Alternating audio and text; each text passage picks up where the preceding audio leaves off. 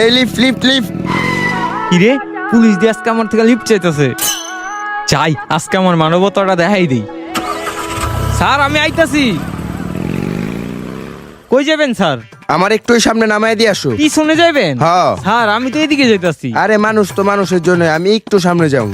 কি করি? আচ্ছা ওঠেন স্যার।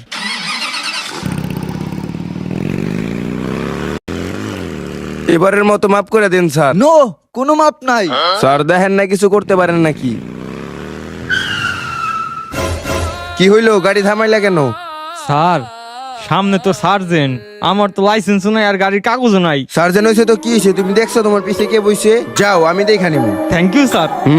একজন পুলিশ আমার সাথে, কি করবো অন্য পুলিশে? Sir please please.